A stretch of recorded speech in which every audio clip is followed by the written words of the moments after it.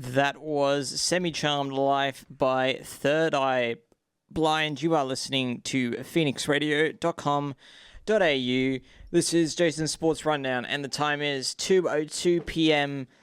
on Thursday, the 16th of October. Now it's time to talk about everything Bathurst. Last weekend was the Bathurst 1000, arguably one of the greatest days in the sporting calendar here in Australia, and it's something that all us Aussies get behind. There is nothing better than on a Sunday morning, sitting back, watching the great race, and it brought us so much excitement this year. I think this has definitely been one of the better races that we've seen probably of all time. The conversation, posed it in the last talk break. Is this the greatest Bathurst? I mean, that's something to think about. What are you guys thinking at home? Is this the greatest Bathurst that we've ever seen? Is this the greatest Bathurst that we will ever see?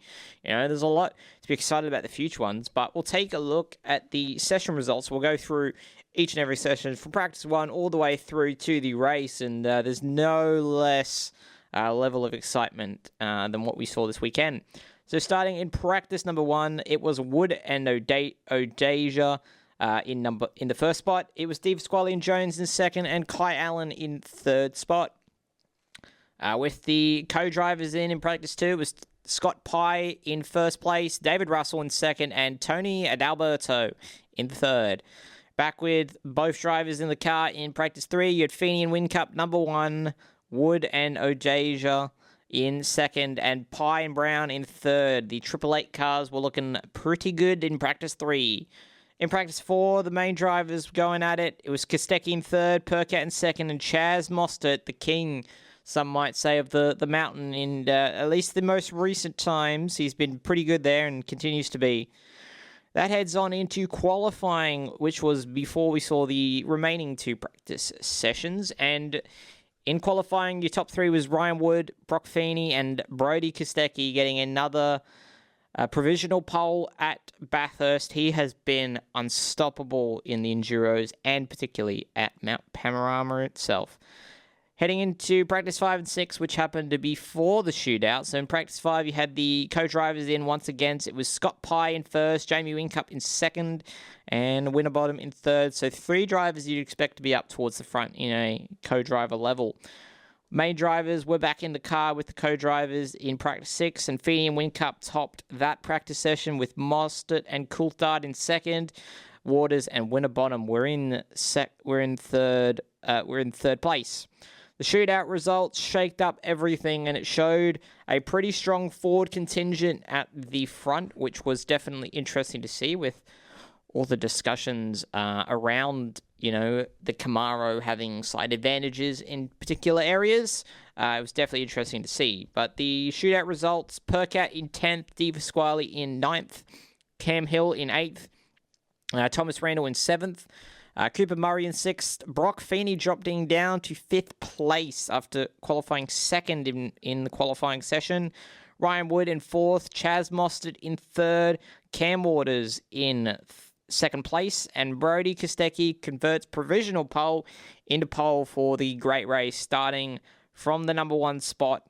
Now we head to Sunday. We know the warm-up is there, and an interesting group of three that you have there. Golding and Russell in third. You had Allen and Wood in second, and then Pye and Brown in first place in that warm-up short session before the main race got underway. And the main race showed us everything. We had rain, which really brought in, I think, the Fords in a bit more. Straight line speed was in the favour of the Camaros, but take the rain in, that really changed that up pretty heavily and allowed a lot more of a chance, I think, for Ford, at least from what the conversations were across the race.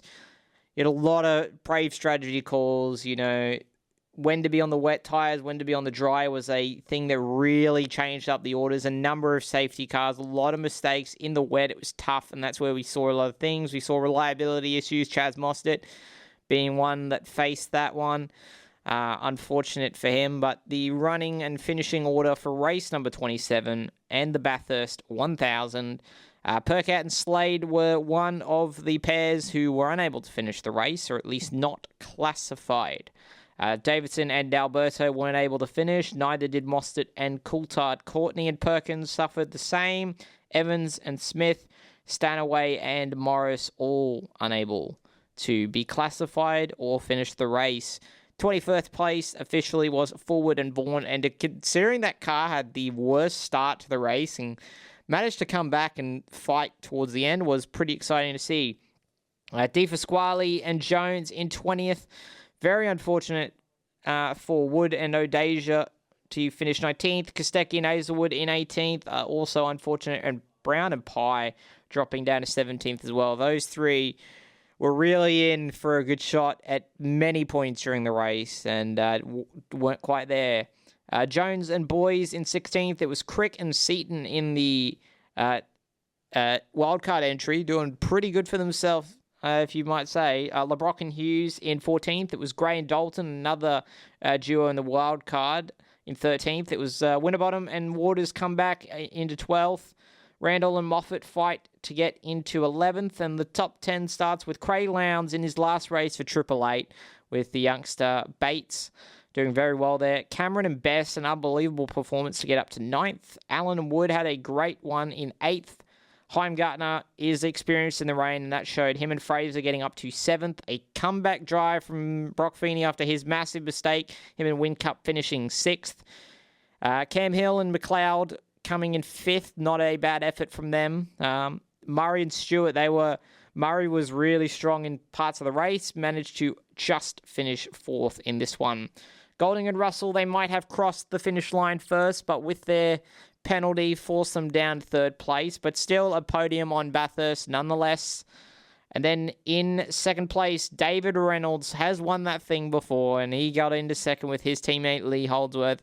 And for race 27 and the Bathurst 1000, the winner for this year, 2025, it's Matt Payne, the Kiwi, and Garth Tander. Garth getting his 6th Bathurst win and number 1 for Matty Payne.